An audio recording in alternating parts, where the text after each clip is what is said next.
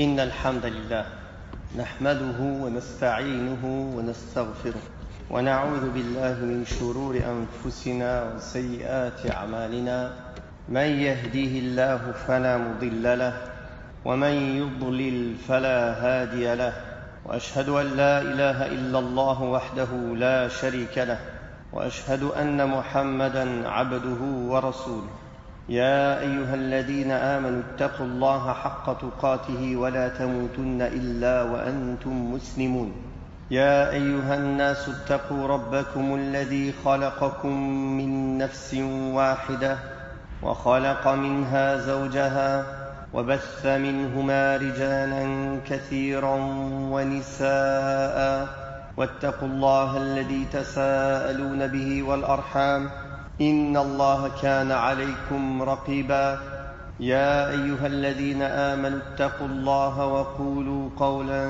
سديدا يصلح لكم أعمالكم ويغفر لكم ذنوبكم ومن يطع الله ورسوله فقد فاز فوزا عظيما أما بعد فإن أصدق الحديث كتاب الله وخير الهدي هدي محمد صلى الله عليه وسلم وشر الأمور محدثاتها وكل محدثة بدعة وكل بدعة ضلالة وكل ضلالة في النار. Avant tout, je voudrais remercier Allah subhanahu wa ta'ala qui nous a permis de nous réunir pour profiter de ces assises de science et de rappel qui sont parmi les assises les plus aimées d'Allah tabaraka wa ta'ala. Puis remercier tous ceux qui ont participé à l'organisation de cette conférence ainsi que les responsables de ce pays qui nous a accueillis, les responsables des affaires religieuses qui ont donné l'autorisation et qui ont fait toutes les causes pour qu'on puisse se réunir pour cette assise. Nous savons tous qu'Allah tabaraka wa ta'ala a créé l'être humain pour un objectif précis. Et lui-même, subhanahu wa ta'ala, l'a expliqué dans le Coran Karim, dans 3 versets, dans lesquels il désigne l'objectif de la création de l'être humain et des cieux de la terre. Dans Surat Al-Dhariyat, Allah Ta'ala dit وَمَا خَلَقْتُ الْجِنَّ وَالْإِنسَ إِلَّا لِيَعْبُدُونَ. Je n'ai créé les djinns et les hommes que pour qu'ils m'adorent, c'est-à-dire qu'ils me vouent un culte exclusif. Puis il a dit subhanahu wa ta'ala dans Surat Al-Mulk هُوَ الَّذِي خَلَقَ الْمَوْتَ وَالْحَيَاةَ لِيَبْلُوَكُمْ أَيُّكُمْ أَحْسَنُ عَمَلًا. C'est lui qui a créé la mort et la vie pour voir lequel d'entre vous est le meilleur en œuvre. Puis il a dit subhanahu wa ta'ala dans Surat Al-Talaq Allahu alladhi khalaqa sab'a samawati wa min al-ardi mithlahun yatanazzalu al-amru baynahunna lita'lamu anna Allaha ala kulli shay'in qadirun wa anna Allaha qad ahata bi kulli shay'in ilma. Allah qui a créé les 7 cieux et autant de terres, entre eux son commandement descend afin que vous sachiez qu'Allah est capable de toutes choses et qu'Allah a englobé toutes choses de son savoir. Donc on voit dans ces 3 versets que l'objectif de la création de l'être humain est de toutes choses. Premièrement, pour adorer Allah, pour concrétiser la servitude à Allah tabaraka wa ta'ala, pour être des bons adorateurs d'Allah. Deuxièmement, pour nous éprouver, pour voir lequel d'entre nous est le meilleur en œuvre. Il n'a pas dit celui qui fait le plus d'œuvres, le meilleur en œuvre. L'ihsan fil amal. Troisième objectif qui est cité dans ces versets, pour que vous sachiez qu'Allah tabaraka wa ta'ala est capable de toutes choses et qu'il englobe tout de sa science. Donc, ces 3 versets qui ont été cités, ils rappellent l'objectif pour lequel Allah ta'ala a créé l'être humain. Concrétiser la servitude à Allah tabaraka wa ta'ala. Nous éprouver lequel d'entre nous est le meilleur en œuvre. Puis, pour qu'on apprenne à connaître Allah tabaraka wa ta'ala à travers ses noms et ses attributs. Pour atteindre cet objectif, pouvoir purifier son âme, devenir de vrais croyants et des bons serviteurs d'Allah tabaraka wa ta'ala, pour pouvoir persévérer dans la religion, l'objectif pour lequel Allah ta'ala nous a créés, pour pouvoir rester ferme face aux différentes tentations de cette vie, il faut absolument donner une grande importance à la science religieuse. En effet, l'imam Ibn al-Qayyim, rahimahullah, cite dans son ouvrage exceptionnel Miftahu Dar al-Sa'ada, que l'on pourrait traduire par la clé de la demeure du bonheur. Il explique le mérite de la science religieuse et ses nombreux bienfaits. Il y expose que tout le bonheur et la réussite résident dans l'acquisition de la science utile et dans sa mise en pratique. Dans un des passages de ce livre, il parle de deux types de maladies qui peuvent toucher le cœur et comment les soigner. À savoir qu'Allah Tabaraka wa Ta'ala, le jour du jugement dernier, il nous a informé يَوْمَ لَا يَنْفَعُ مَالٌ وَلَا بَنُونَ إِلَّا مَنْ أَتَى اللَّهَ بِقَلْبٍ سَلِيمٍ, comme dans Surat Al-Shu'ara, le jour où ni les biens ni les enfants ne seront d'aucune utilité sauf celui qui se présente à Allah avec un cœur pur. Alors l'imam Ibn al-Qayyim a dit, en parlant des maladies qui peuvent toucher le cœur, il a dit il y a deux maladies qui se présentent au cœur et qui s'y installent et qui prennent possession de ce cœur. Si elles arrivent à prendre possession de ce cœur, elles sont la cause de sa perte. Et ces deux maladies sont la source de tout le mal. N'est-ce pas que ces deux maladies sont les maladies des ambiguïtés et les maladies des désirs et des passions? Allah Ta'ala a cité ces deux maladies dans son livre. Concernant la maladie de l'ignorance et des ambiguïtés, et c'est celle qui est la plus meurtrière pour les cœurs, alors dans sa parole, في قلوبهم مرض فزادهم الله مرضا, Surat Al-Baqarah, ils ont dans leur cœur une maladie, alors Allah leur rajouta de la maladie. Ici il s'agit du doute et des ambiguïtés en parlant des hypocrites. Puis Allah Tabaraka wa Ta'ala dit dans Surat Al-Muddathir, وَلِيَقُولَ الَّذِينَ فِي قُلُوبِهِم مَّرَضٌ وَالْكَافِرُونَ مَاذَا أَرَادَ اللَّهُ بِهَذَا مَثَلًا. Et pour que ceux qui ont dans leur cœur une maladie et un enclin, et les mécréants disent, qu'est-ce qu'Allah a voulu par cet exemple? Puis Allah Tabaraka wa Ta'ala a dit dans Surat Al-Hajj, لِيَجْعَلَ مَا يُلْقِي الشَّيْطَانُ فِتْنَةً لِلَّذِينَ فِي قُلُوبِهِم مَّرَضٌ وَالْقَاسِيَةِ قُلُوبُهُمْ, afin de faire de ce que le diable jette une tentation pour ceux qui ont un enclin et une maladie dans le cœur, ainsi que pour ceux qui ont leur cœur dur.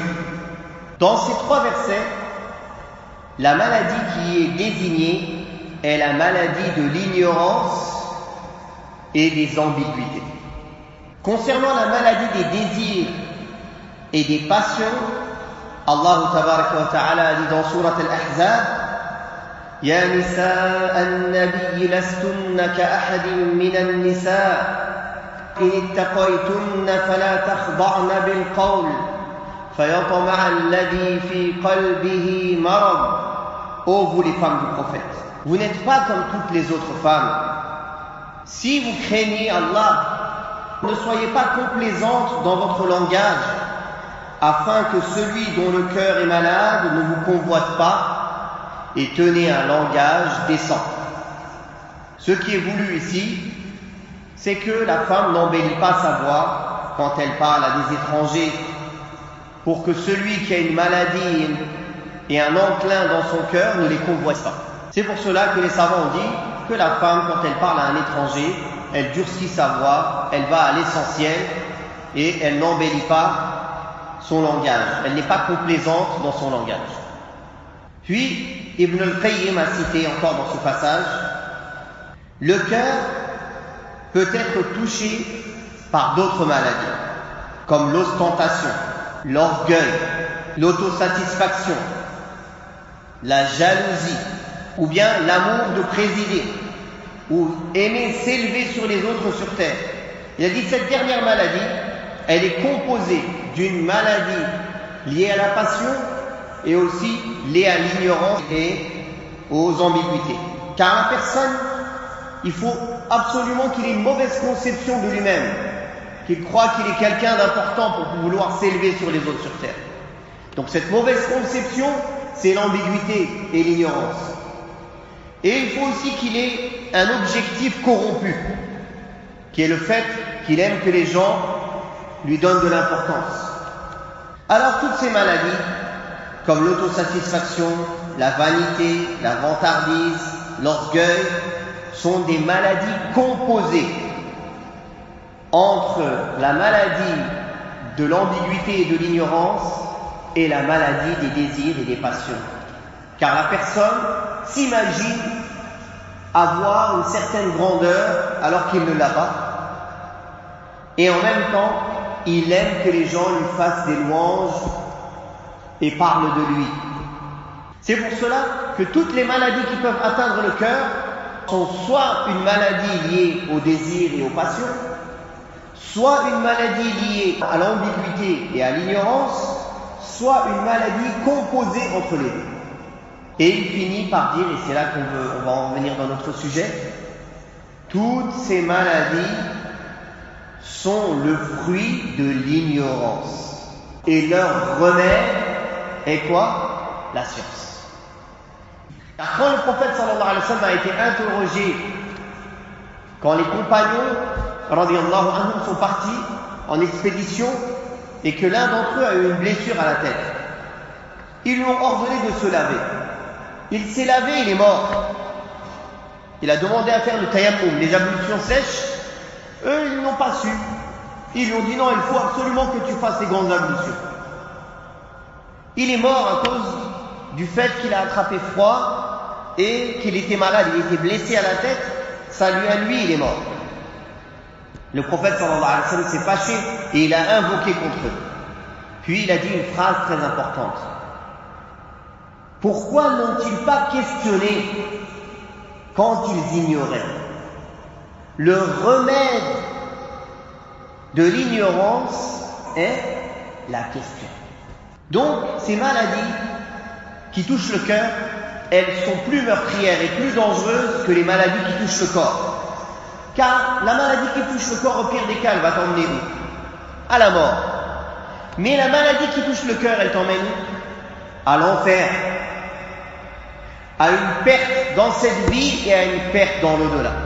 C'est pour ça qu'Allah tabaraka wa ta'ala a dit que le Coran était une guérison pour les poitrines.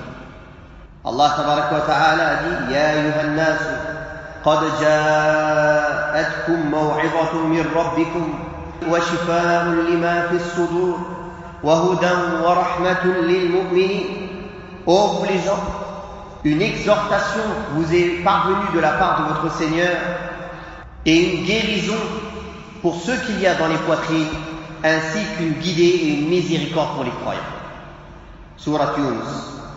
C'est pour cela, le lien qu'il y a entre les savants et les cœurs, c'est comme le lien qu'il y a entre les médecins et les corps. Et les savants sont appelés les médecins du cœur.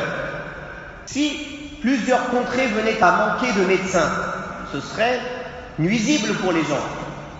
Mais si ils viennent à manquer de savants, c'est encore plus nuisible. Car la science, ils en ont besoin à chaque instant de leur vie. Car la science pour le cœur, c'est comme l'eau pour le poisson. Il ne peut pas vivre sans cette science. C'est pour cela qu'Allah tabaraka wa ta'ala a parlé de ceux qui étaient aveugles dans cette terre, qu'ils seront ressuscités aveugles dans l'au-delà. Comment ils étaient aveugles? Ils avaient des yeux, mais ils ne voyaient pas. Ils avaient des oreilles, mais ils n'entendaient pas. Ils avaient des cœurs, mais ils ne comprenaient pas. Comme Allah Ta'ala les a décrits dans le Coran Karim. وَمَنْ كَانَ فِي هَذِهِ أَعْمَى فَهُوَ فِي الْآخِرَةِ أَعْمَى وَأَضَلُّ سَبِيلًا. Celui qui était aveugle sur cette terre, c'est-à-dire aveugle du cœur, il n'a pas eu la connaissance, cette science utile. Donc il était aveugle, il ne voyait pas les signes d'Allah. فهو في الآخرة أعمى. Il sera dans l'au-delà aveugle. وأضل سبيلا, mais encore plus égaré que cela, plus égaré qu'un aveugle. Et Allah tabaraka wa ta'ala a dit, en parlant de ces gens qui étaient aveugles sur terre, وَنَحْشُرُهُمْ يَوْمَ الْقِيَامَةِ عَلَى وُجُوهِهِمْ عُمْيًا وَبُكْمًا وَصُمًّا مَأْوَاهُمْ جَهَنَّمْ كُلَّمَا خَبَتْ زِدْنَاهُمْ سَعِيرًا. Et nous les ressusciterons le jour du jugement dernier sur leur visage, aveugles, muets, sourds. Leur demeure sera la Jahannam. À chaque fois qu'ils penseront qu'elle va s'éteindre, à chaque fois qu'elle va diminuer, nous lui augmenterons encore de la puissance de feu, qu'Allah nous en préserve. Dans ce bas monde, ils étaient aveugles, ils seront alors ressuscités aveugles le jour du jugement dernier. Mes frères, j'ai voulu lire ce passage en introduction pour comprendre l'importance et la nécessité que chacun a de la science religieuse. Car sans science, il est aveugle. Sans science, son cœur est malade. Touché par les maladies des ambiguïtés et de l'ignorance qui le tirent à gauche et à droite, touché par les maladies des désirs et des passions qui l'éloignent de l'ordre d'Allah, il est donc nécessaire, pour être constant et persévérer dans sa religion, de faire un effort d'apprendre ce qui nous est utile dans notre religion. La science religieuse est une des choses les plus aimées d'Allah tabaraka wa ta'ala. Dans un hadith rapporté par l'imam al-Tabarani, une personne se nommant Safwan ibn Assal est venu voir le messager d'Allah sallallahu alayhi wa sallam pour lui poser une question religieuse. Alors au messager d'Allah, il lui a dit: ô messager d'Allah, je suis venu te voir pour étudier la science. Au messager d'Allah sallallahu alayhi wa sallam de lui répondre: bienvenue à celui qui est venu étudier la science. Les anges abaissent leurs ailes par humilité et agrément de ce que l'étudiant en science fait lorsqu'il prend un chemin pour étudier la science. Ils étalent leurs ailes les unes au-dessus des autres jusqu'à ce qu'ils atteignent le ciel. Il lui dit alors: quelle est ta question? Il lui dit: moi je suis une personne qui voyage beaucoup. Ô messager d'Allah, je suis venu te poser des questions concernant l'effleurement des chaussons, l'effleurement sur les roues. Le messager d'Allah sallallahu alayhi wa sallam de répondre: ceci est valable 3 jours et 3 nuits pour le voyageur et 1 journée et 1 nuit pour le citadin. Abu Sa'id al-Khudri radiyallahu anhu, comme al-Bayhaqi le rapporte dans Shu'ab al-Iman, a dit: bienvenue envers ceux envers qui le prophète sallallahu alayhi wa sallam nous a recommandé d'être bons. Et il a dit que le prophète sallallahu alayhi wa sallam lui a dit: Allah va ouvrir une terre où il y a un peuple. Ce peuple vous enverra des enfants, des jeunes hommes pour étudier la science chez vous et pour s'éduquer dans la religion. Ils sont venus pour que vous leur enseigniez. Alors s'ils viennent vous voir, soyez bons envers eux, enseignez-leur, soyez doux envers eux et élargissez vos assises pour eux. Le messager d'Allah sallallahu alayhi wa sallam a dit dans le hadith rapporté par l'imam Ibn Majah, qui est un hadith authentique: l'apprentissage de la science religieuse est une obligation pour chaque musulman. Tout le monde est obligé d'apprendre un minimum. Est-ce que cela veut dire que tout le monde est obligé de maîtriser tous les détails de toutes les sciences religieuses? Non. La science qui est obligatoire, c'est celle dont il a besoin pour pratiquer sa religion tous les jours. Connaître les bases de sa croyance, connaître comment se purifier et sa salat, connaître comment prier, comment jeûner, comment donner la zakat, comment faire le pèlerinage s'il en a les moyens, le hajj. Il doit connaître plus largement les choses licites et illicites, les choses halal et haram. S'il est commerçant, il doit connaître les règles dans le commerce. Ainsi de suite. L'imam Ibn Abd al-Barr rahimahullah a expliqué ce hadith en disant: Ce qui est nécessaire à tout étudiant en sciences est d'étudier ce dont il a besoin pour ses ablutions, sa salat, la zakat, pour ce qui lui est obligatoire de connaître. Il n'a pas besoin de demander la permission des parents pour sortir le rechercher, car c'est une obligation individuelle. Par contre, pour ceux qui dépassent cette mesure, il doit demander l'autorisation de ses parents s'il doit voyager pour aller le chercher, car c'est une obligation communautaire et non pas individuelle. Donc si une personne veut voyager pour étudier la science plus que le minimum nécessaire, il doit avoir l'aval et l'autorisation de ses parents, car c'est une obligation communautaire. Que veut dire l'obligation communautaire? Il faut suffisamment de personnes pour combler cette obligation pour que le reste des musulmans en soient déchargés et n'emportent pas le péché. Par contre, s'il n'y a pas suffisamment de personnes pour combler le besoin des musulmans, tous les musulmans portent le péché, jusqu'à qu'il y ait suffisamment de personnes. Et en réalité, dans chaque ville, il faut un savant. Dans chaque contrée, il faut un savant.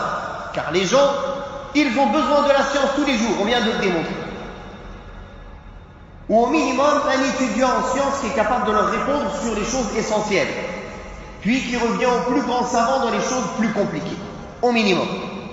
Allah tabaraka wa ta'ala dit وَمَا كَانَ الْمُؤْمِنُونَ لِيَنْفِرُوا كَافَّةً فلولا نفر من كل فرقة منهم طائفة ليتفقهوا في الدين ولينذروا قومهم إذا رجعوا إليهم لعلهم يحذرون. Sourate At-Tawbah. Il n'appartient pas à tous les croyants de sortir pour apprendre la science. Si seulement une partie d'entre eux sortait pour apprendre la religion et avertirait leur peuple quand ils reviennent, peut-être prendraient-ils garde. Donc ça, c'est la preuve que c'est une obligation communautaire. Donc, quelle est la partie qui est une obligation communautaire? C'est de s'approfondir dans tous les domaines de la science. Et quelle est la partie qui est une obligation individuelle pour chaque musulman? C'est ce dont il a besoin dans sa vie de tous les jours. Une croyance authentique, une pratique authentique, la salat, le jeûne, la zakat, le hajj, connaître le licite et l'illicite, connaître le halal et le haram dans l'emploi ou dans le travail qu'il pratique.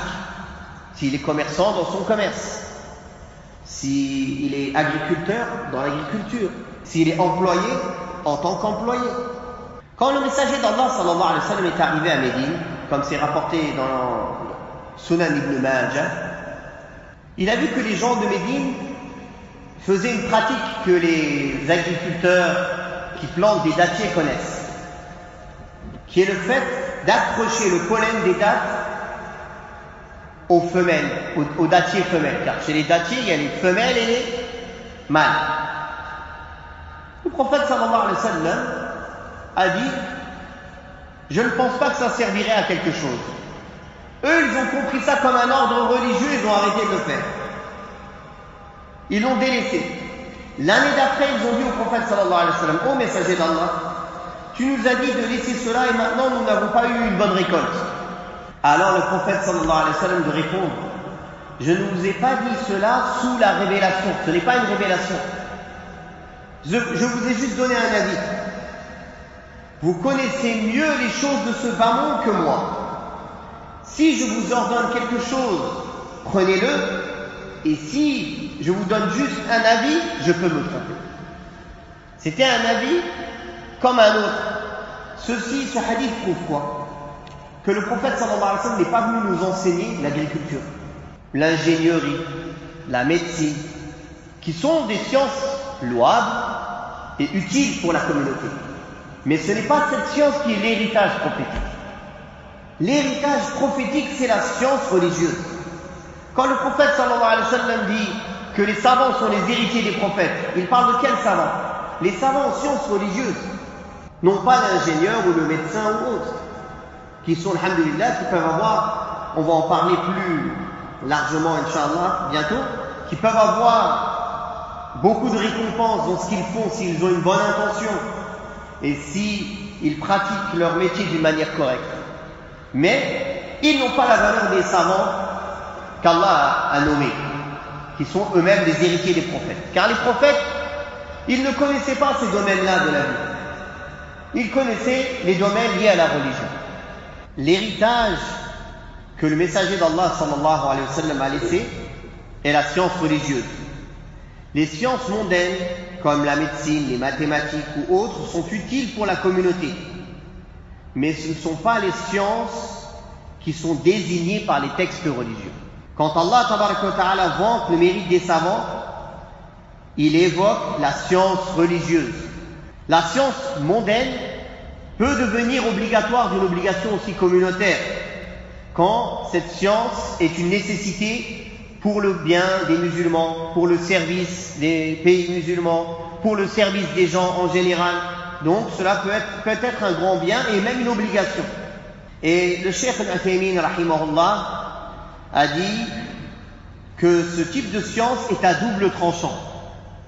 Si la science est utilisée avec une bonne intention et d'une manière licite, et qu'elle soit utile pour les musulmans, c'est une bonne chose.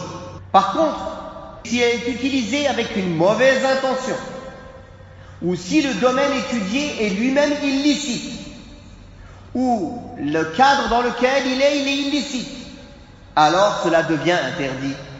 Fin de citation de la part de Cheikh.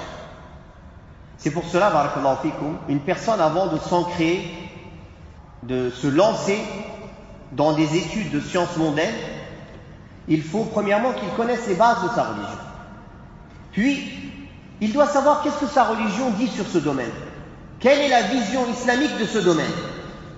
Pour partir sur des bonnes bases, pour que quand il va étudier ce domaine, il ne prenne pas des modes de pensée qui sont contradictoires à ce que l'islam enseigne. Et après il vient et dit science de l'éducation islamique. Il n'a rien d'islamique, sa science de l'éducation, elle n'a rien d'islamique. Il a juste dit bismillah au début, il a dit alhamdulillah à la fin. Mais tout ce qui est à l'intérieur, c'est pas islamique. Il n'est pas interdit de profiter des expériences des autres, à condition qu'on parte sur nos bases qui sont déjà saines. Mais d'effacer nos bases et de faire de l'expérience des autres la base, c'est ça l'erreur dans laquelle les musulmans aujourd'hui sont tombés. Alors, dans la science de l'éducation, ils prennent comme modèle autre que ce que le Coran et la Sunna nous a laissé. Dans la science de la psychologie, ils prennent comme modèle autre que le Coran et la Sunna nous ont laissé, et que les savants de l'islam ont expliqué depuis des années. Et après, il vient, il dit bismillah et alhamdulillah, il dit je suis un psychologue musulman. Tu es musulman, on ne remet pas en question ton islam, tu es un psychologue musulman, mais la psychologie que tu pratiques n'est pas islamique, tant qu'elle ne respecte pas la vision islamique de la psychologie de l'être humain. Donc ce point est très important. Avant de s'ancrer dans un domaine, dans quelque domaine que ce soit, il faut déjà en connaître la vision religieuse de ce domaine. Qu'est-ce que l'islam dit de la psychologie? Comment il voit la psychologie? Comment il voit l'être humain? Comment il voit l'éducation? Comment il voit l'âme? Comment il voit ça? Vous allez vous rendre compte rapidement, pour celui qui fait cet effort, qu'il y a de nombreuses contradictions. Par exemple, aujourd'hui, il y a des modes d'éducation, comme ils appellent alternatifs, dans lequel l'enfant est roi. On n'a pas le droit de lui dire quoi que ce soit. Il ne faut pas le punir, il ne faut pas lui ordonner. Nous, on va prendre cette parole-là, on va la peser avec la balance du Coran et de la Sunna.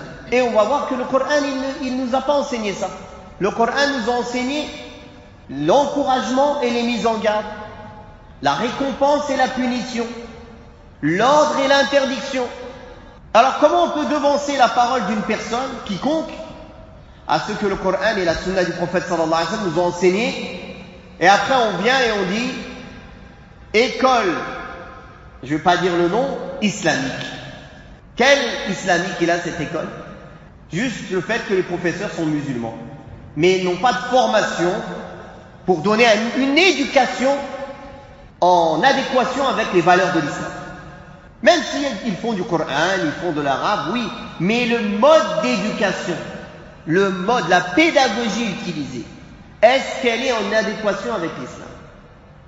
Et comme je le dis, je le répète, il n'y a pas d'interdiction de profiter de l'expérience de qui que ce soit, tant qu'elle n'est pas en contradiction et tant qu'elle est bonne.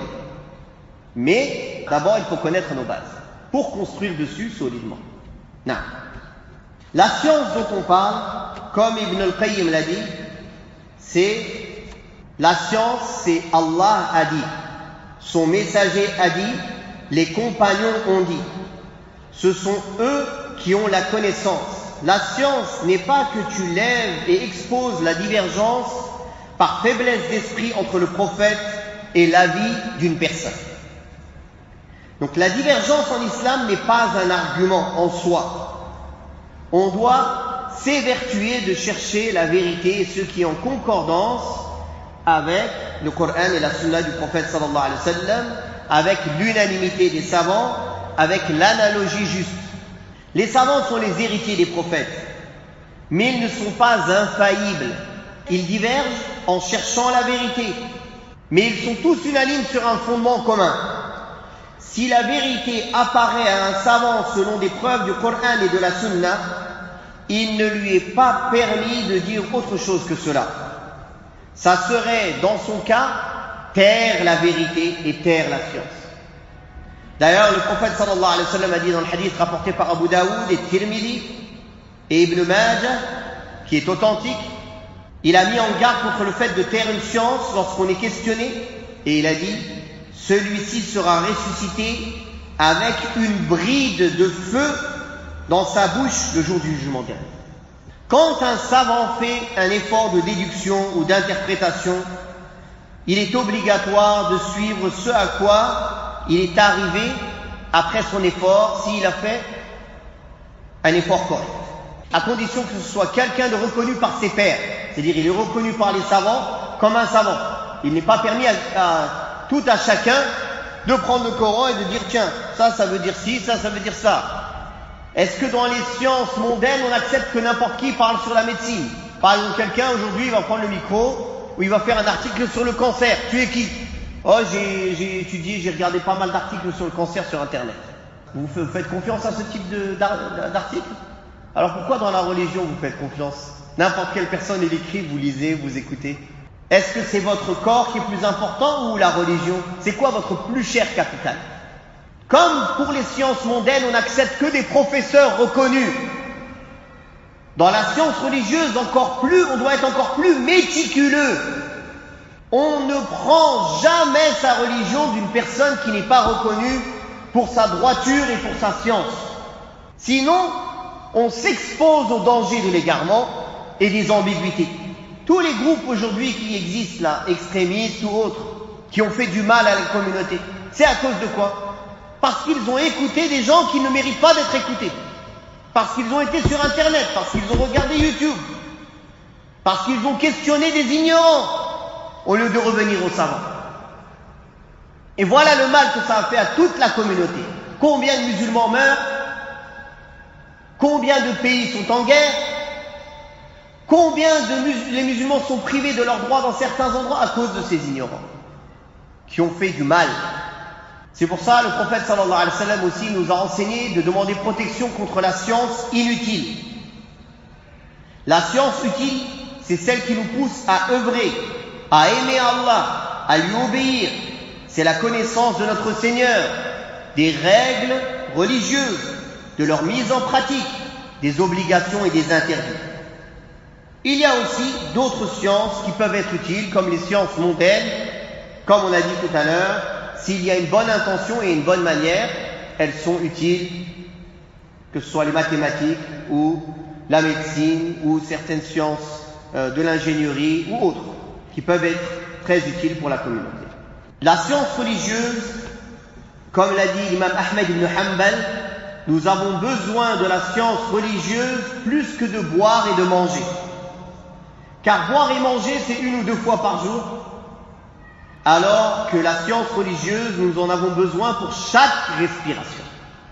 Allah Ta'ala dit: Shahid Allahu annahu la ilaha illahu wal malaikatu ulul ilmi qa'iman bil qist. Certes, Allah a témoigné qu'il n'y a nulle divinité digne d'être adorée si ce n'est lui, ainsi que ses anges et ceux qui ont la science en toute équité. Allah Ta'ala a lié les noms des savants à son nom et au nom des anges. Et il les a pris à témoin pour la plus grande chose sur cette terre, qui est l'unicité d'Allah Tabaraka wa Ta'ala, l'objectif pour lequel nous avons été créés. Allah, il n'a pas besoin de les prendre à témoin. Pourquoi les a-t-il pris à témoin?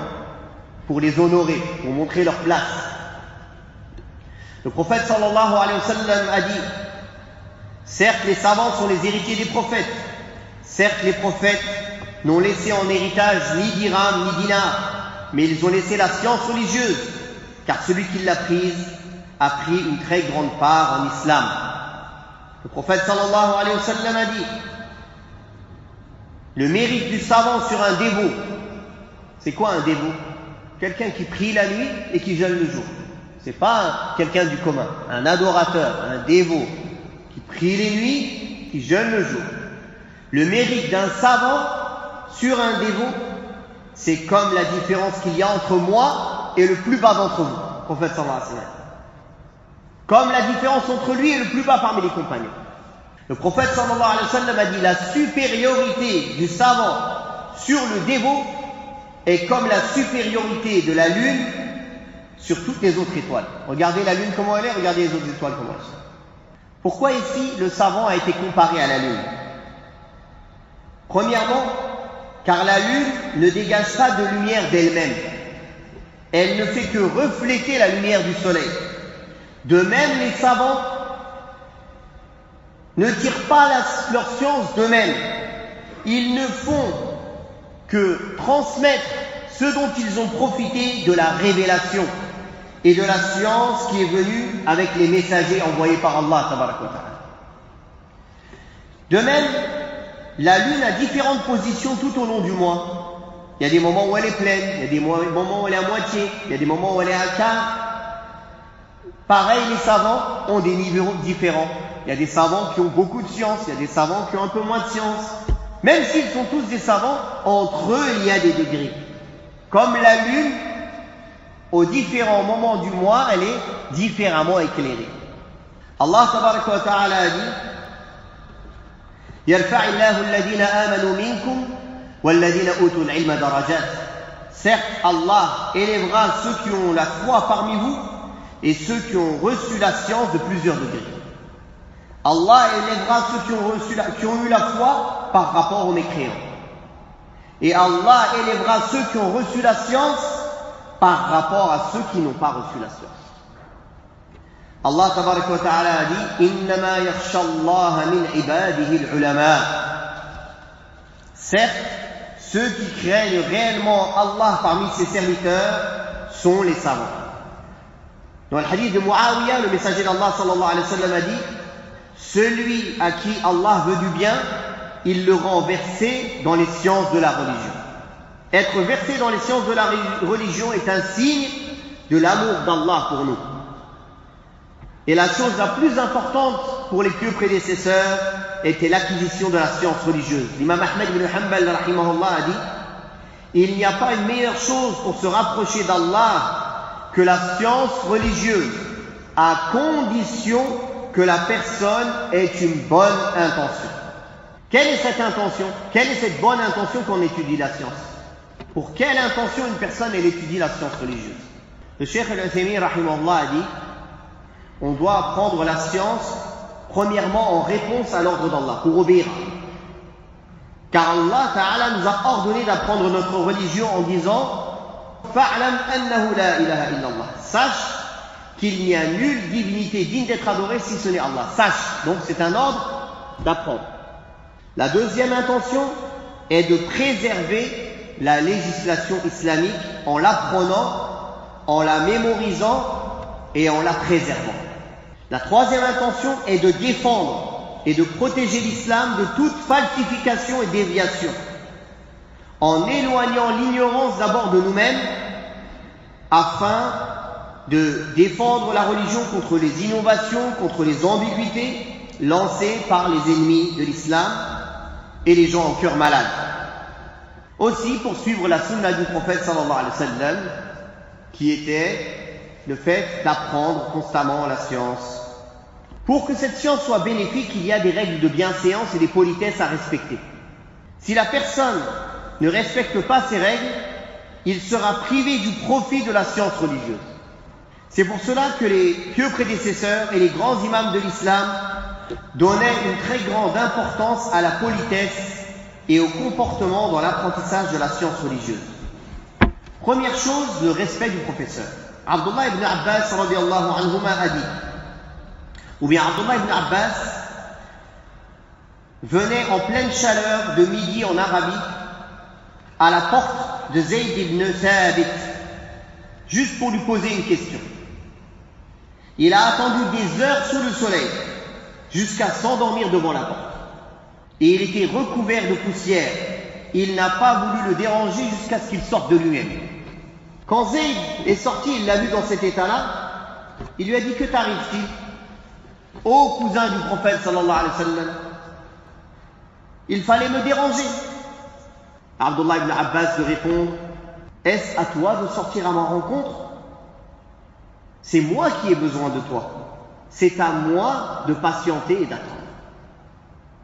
Aussi, une fois, il a tenu la monture de Zayd ibn Thabit, une chose que seuls les servants faisaient à cette époque-là. Ou bien une personne qui témoigne beaucoup de respect vers un autre. Alors Zayd ibn Thabit lui a dit: non, ne fais pas cela, monte avec moi. Et voilà qu'Abdullah ibn Abbas radiyallahu anhuma a répondu: non, c'est comme ceci qu'on nous a enseigné d'être avec les savants. Omar ibn al-Khattab radiyallahu anhu donnait une grande importance à Abdullah ibn Abbas. Il le faisait entrer dans les assises où il y avait les grands compagnons et les gens âgés parmi les compagnons. Et les gens âgés et les grands compagnons, ils n'aimaient pas que les enfants s'assoient avec eux. Ils avaient l'habitude que les personnes âgées s'assoient avec eux. Donc, c'est comme s'ils avaient une gêne qu'Abdullah ibn Abbas s'assoit avec eux. Omar radiyallahu anhu a voulu montrer son mérite. Il leur a posé une question devant tout le monde. Il leur a dit: que dites-vous de la parole d'Allah dans Surat Al-Nasr? إذا جاء نصر الله والفتح ورأيت الناس يدخلون في دين الله أفواجا. Ils l'ont expliqué selon l'apparent du texte. Allah Ta'ala a dit que quand la victoire d'Allah vient et que les gens rentrent beaucoup en islam, il faut beaucoup glorifier son nom et lui demander pardon. Voilà qu'Omar ibn Khattab radiyallahu anhu a dit: toi, cousin du prophète sallallahu alayhi wa sallam, ya Abdullah ibn Abbas, que dis-tu de ces versets? Il a dit: ces versets, ils sont venus annoncer la mort du prophète sallallahu alayhi wa sallam. Ces versets, ils sont venus annoncer la mort du prophète sallallahu alayhi wa sallam. Omar radiyallahu anhu a dit: je n'en connais pas d'autre interprétation à part celle-ci. Il a voulu montrer la valeur d'Abdullah ibn Abbas devant les grands. Pourquoi il le fait rentrer dans les assises avec les grands? La mère de l'imam Malik ibn Anas l'habillait de la plus belle des manières, lui mettait un très beau turban et elle lui disait: va mon fils, va chez Rabi'a, apprends de sa politesse et de son comportement avant même d'apprendre de sa science. Sufyan al-Thawri rahimahullah a dit: la personne à notre époque qui voulait apprendre le hadith devait auparavant s'éduquer, apprendre la politesse, faire des efforts dans les adorations pendant 20 ans avant d'apprendre la science du hadith. Les savants les éduquaient, ils les encourageaient au bien. C'est ainsi que se faisait l'éducation en islam. C'est un héritage du prophète sallallahu alayhi wa sallam, transmis de savant en savant jusqu'à aujourd'hui. L'imam al-Shafi'i rahimahullah, vous savez tous que l'imam al-Shafi'i était l'élève de l'imam Malik, a dit: quand j'étais avec l'imam Malik, je faisais attention à la manière de tourner les pages pour ne pas faire trop de bruit. J'avais de la pudeur devant lui. Ishaq al-Shahidi a dit: je voyais Yahya al-Qattan, tous ceux-ci sont des grands savants, prier la prière de l'Asr, puis s'appuyer sur son mimbar, puis Ali ibn al-Madini, un grand savant du hadith, était debout devant lui avec d'autres, comme Ahmed ibn Hanbal, Ahmed ibn Ali, Yahya ibn Ma'in. Ils posaient des questions sur la science du hadith. Ils sont restés debout ainsi jusqu'à la prière du Maghrib. Quand on leur disait: quand on leur disait « asseyez-vous », ils disaient « je n'arrive pas à m'asseoir de pudeur devant le cheikh ». Abdullah ibn al-Mubarak a dit « celui qui néglige les politesses sera privé des sunan, des traditions prophétiques. Celui qui néglige les traditions prophétiques sera privé des obligations. Et celui qui néglige les obligations sera privé de connaître Allah et d'être un bon adorateur. » Ibn Asakir a dit « la viande des savants est empoisonnée. La tradition d'Allah sur ceux qui les rabaissent est bien connue. » Allah Ta'ala a dit dans le hadith al-Qudsi « celui qui fait du mal à un de mes bien-aimés, je lui déclare la guerre. » Donc, la politesse dans l'apprentissage de la science est très importante. Mais il y a une chose à savoir. Il y a une manière de parler à son professeur. Une manière de l'appeler pour avoir la baraka dans cette science. Une manière de s'asseoir dans l'assise. Ne pas polémiquer avec lui.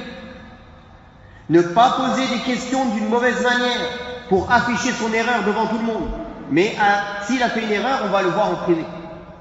Il ne faut pas être dans l'exagération avec ses professeurs, ou avec les savants, ou avec les personnes de science, au point de les élever au-dessus de leur niveau, ni dans la dureté au point de leur manquer de respect. C'est pour ça que le Cheikh Al-Albani rahimahullah disait « votre problème, c'est que ou bien vous adorez les chouyours, ou bien vous les insultez. Il n'y a pas de juste milieu. Ou vous les adorez ou vous les insultez. Ni l'un ni l'autre. Ceux qui exagèrent envers les prophètes et les gens pieux sont à l'image des dallin qui ont exagéré sur les prophètes et les gens saints. Et ceux qui ont de l'hostilité envers eux sont à l'image des maghdubi alayhim, de ceux qui ont couru la colère. La science que l'on apprend et qui n'est pas mise en pratique sera un témoin contre nous le jour du jugement dernier, qu'Allah nous en préserve. Écoutez bien cette histoire. C'est un hadith rapporté par l'imam al-Tirmidhi. Il y a une personne qui habitait en Syrie, au Sham, sous le règne de Muawiyah, radiyallahu anhu. Il a voyagé à Médine pour rencontrer Abu Huraira, radiyallahu anhu, et apprendre de lui un récit du prophète sallallahu alayhi wa sallam, prendre un hadith. Donc il est parti du Sham jusqu'à Médine juste pour ça. Cette personne, elle s'appelle Shufay al-Asbahi. Shufay al-Asbahi. Arrivé à Médine, il a vu les gens attroupés, réunis autour d'une personne qui donnait un enseignement dans la mosquée du prophète sallallahu alayhi wa sallam. Il a questionné qui est-il? Ils lui ont dit c'est le noble compagnon Abu Huraira. Alors il a attendu qu'il finisse. Il est venu le voir. Il a dit à Abu Huraira, enseigne-moi un hadith que tu as entendu de la bouche du prophète sallallahu alayhi wa sallam et que tu as bien compris et que tu as bien retenu. Voilà qu'Abu Huraira radiallahu anhu de lui répondre, je vais t'enseigner un hadith. J'ai entendu de la bouche du prophète sallallahu alayhi wa sallam, que j'ai bien entendu, que j'ai bien retenu. Quand il va pour parler, il a été pris d'une crise d'épilepsie, il est tombé. Choufé, il a retenu. Quand il s'est réveillé, il l'a questionné une deuxième fois. Enseigne-moi un hadith que tu as entendu de la bouche du prophète sallallahu alayhi wa sallam, que tu as bien compris, que tu as bien retenu. Il a dit, Ajal, je vais t'enseigner un hadith que j'ai entendu de la bouche du prophète sallallahu alayhi wa sallam, que j'ai bien compris, que j'ai bien retenu. Quand il a voulu le citer, il a été pris de crise, il est tombé, il l'a retenu. Une troisième fois, quand il s'est réveillé, il l'a questionné. Une troisième fois, il a eu une crise, cette fois il a failli tomber sur sa face la première. Quand il s'est réveillé, il a dit, j'ai entendu le prophète sallallahu alayhi wa sallam dans cette maison, dans sa maison, il a montré l'endroit, la maison de Aïcha où le prophète sallallahu alayhi wa sallam était enterré. Dire, Allah viendra le jour du jugement dernier, juger entre les gens et toutes les communautés seront agenouillées. Et les 3 premiers par lesquels l'enfer sera attisé seront un savant, un combattant et un grand donateur. Alors, Shufay al-Asbahi est parti avec ce hadith. Ce hadith que rien que pour le raconter, Abu Huraira a perdu connaissance 3 fois. Arrivé en Syrie, avec ce hadith, Muawiyah radiallahu anhu lui a demandé « Qu'as-tu à nous rapporter ?» Alors il lui a raconté le hadith. Et Muawiyah radiallahu anhu a tellement pleuré qu'il en est tombé. Et il a dit « Voilà ce que l'on doit faire de ces personnes qui sont les meilleures en islam. Alors que fera-t-on de nous ?» Pourquoi? Parce que ces personnes, elles n'étaient pas sincères dans leurs actions. Ces actions sont les meilleures en islam quand elles sont faites sincèrement et de manière correcte. Et elles peuvent être les pires si la personne n'est pas sincère dans ses actions et qu'il ne la fait pas de la manière qui a été enseignée par le prophète sallallahu alayhi wa sallam. C'est pour cela que le prophète sallallahu alayhi wa sallam a dit: celui qui apprend une science par laquelle on recherche le visage d'Allah, ne voulant par cela qu'un bien éphémère de ce bas monde, comme l'honneur, la célébrité ou autre, il ne sentira pas l'odeur du paradis. Rapporté par Tirmidhi, et c'est un hadith authentique. Le prophète sallallahu alayhi wa sallam a dit: celui qui apprend la science pour pouvoir polémiquer avec les savants, se vanter auprès des ignorants, ou pour que les visages des gens se tournent vers lui, qu'il prépare sa place en enfer. Voilà donc l'importance d'avoir une intention correcte dans l'apprentissage de la science religieuse. Il faut avoir une intention correcte au début de son cheminement, pendant son cheminement et jusqu'à la mort. Car Shaitan ne cesse de faire l'effort sur l'intention de l'être humain pour corrompre ses actions. D'ailleurs, les pieux prédécesseurs disaient: je n'ai pas trouvé quelque chose de plus dur que de vérifier toujours mon intention, qu'elle soit correcte. C'est pour ça que le prophète sallallahu alayhi wa sallam a dit: les actes ne valent que par leurs intentions. Parmi les règles de bienséance, c'est qu'il faut apprendre une science authentique, celle que le prophète sallallahu alayhi wa sallam nous a enseignée, celle sur quoi étaient les meilleures générations et celle de quoi ont hérité les grands savants jusqu'à aujourd'hui. Allah Ta'ala a attesté de la droiture des compagnons du prophète sallallahu alayhi wa sallam. Le prophète sallallahu alayhi wa sallam a dit lui-même que ceux qui vivront verront beaucoup de divergences, et il a ordonné de s'attacher à sa sunna, à sa tradition et à la tradition des califes bien guidés. Et il a ordonné de rester sur la voie de ses compagnons, radiyallahu anhu. Tout le bien, il est dans le suivi des pieux prédécesseurs, et tout le mal, il est dans le fait de suivre les innovations des successeurs. C'est pour cela, la référence dans la science, c'est le Coran, la Sunna, et la compréhension des pieux prédécesseurs, des compagnons et des meilleurs siècles. D'où l'importance de bien choisir d'où on prend sa science. Il n'est pas permis de prendre sa science religieuse chez tout le monde. On doit la prendre chez une personne confirmée et de confiance, confirmée dans sa droiture. On doit le connaître pour être sur la sunna, sur un bon comportement, confirmé dans sa science. Il doit avoir étudié auprès des savants, confirmé dans ce qu'il transmet. Il ne transmet et il fait un effort de transmettre que ce qui est juste. Bien sûr, tout le monde peut se tromper, mais il a des bases de compétences pour pouvoir faire ce rôle, tenir ce rôle. C'est pour ça que l'imam Mohammed ibn Sirin, rahimahullah, a dit: cette science est votre religion. Regardez bien donc de qui vous prenez votre religion. Attention à Internet, la mère de tous les dangers et de tous les égarements. Internet. Il faut savoir que la base, c'est d'abord savoir de qui on prend avant d'écouter, et non pas le contraire. On écoute, après on dit: c'est qui cette personne? On lit, après on dit: mais qui a écrit? Pourquoi tu as lu?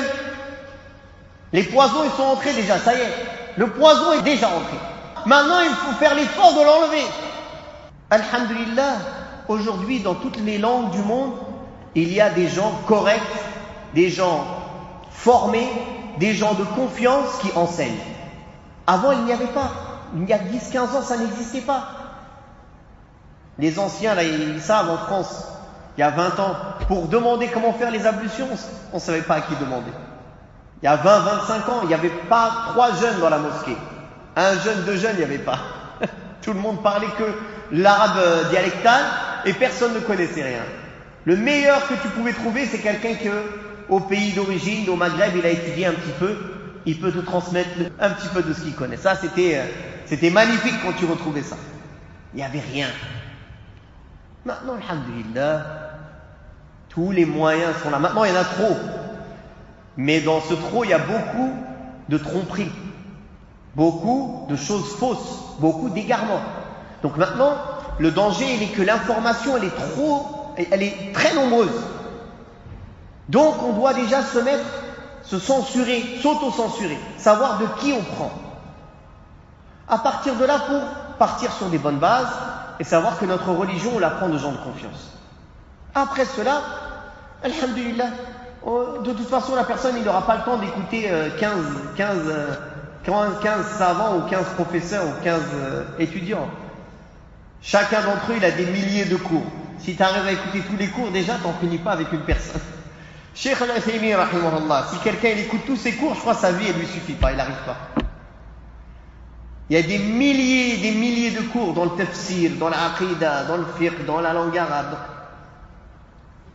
Rien que lui.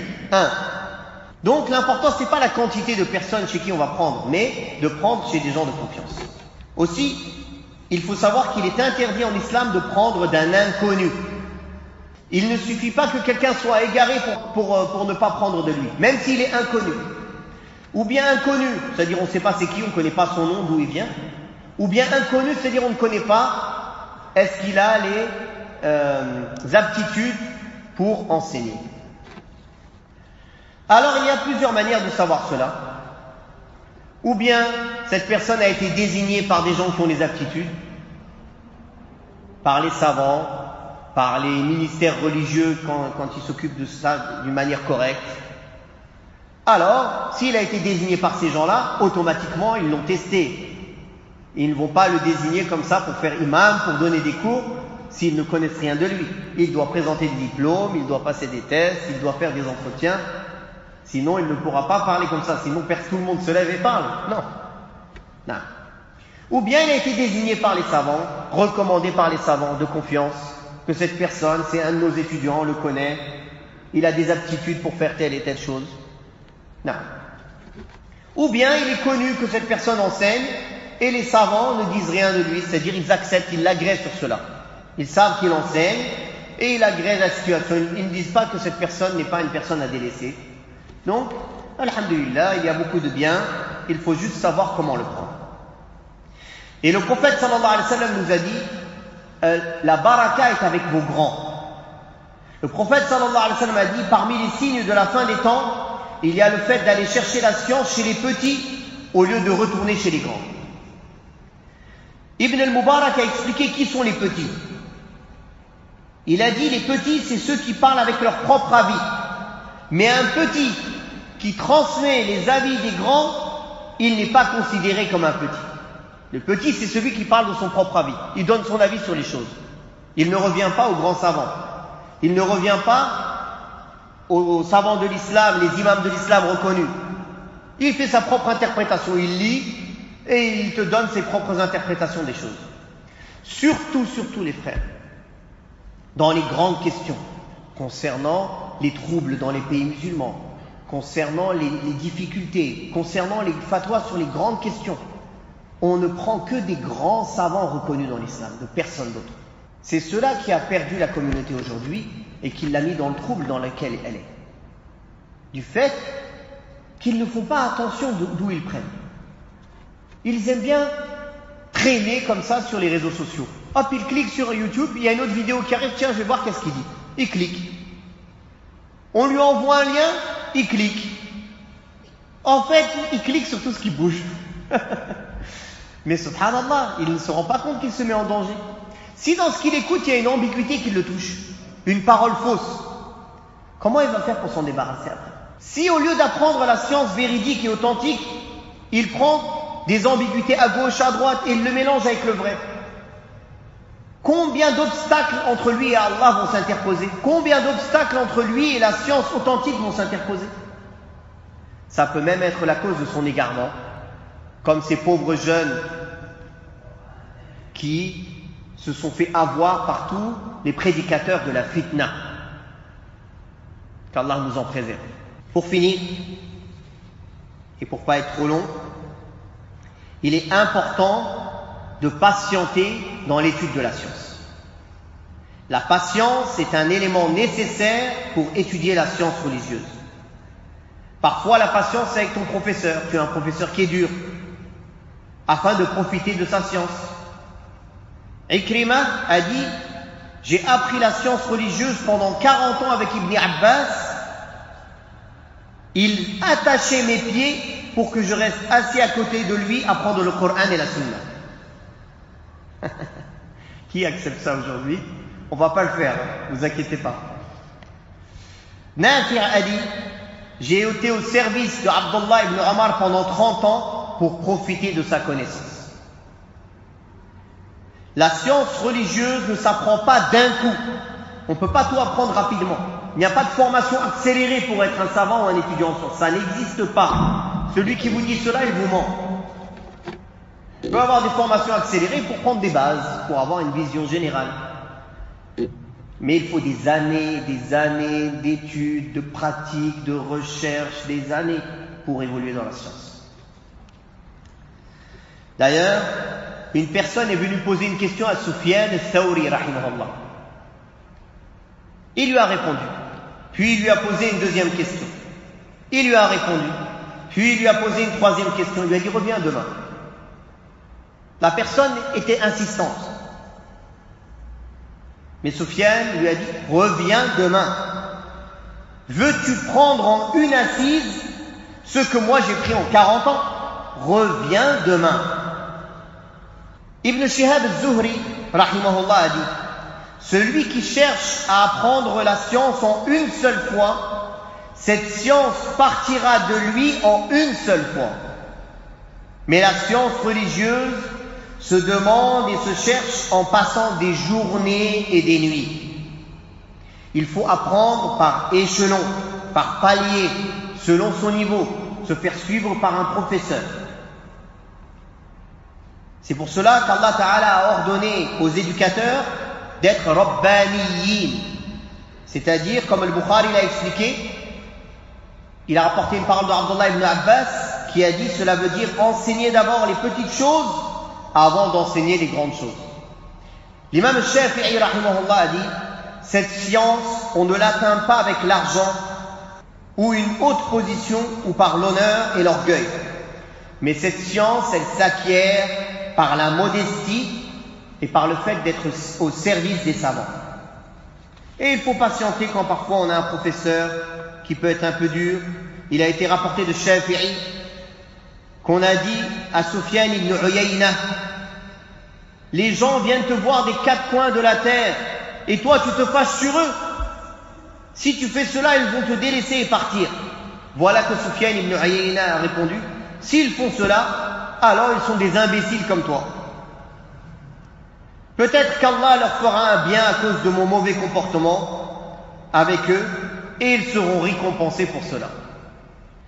Aussi, il est important de ne pas trop perdre de temps dans les futilités.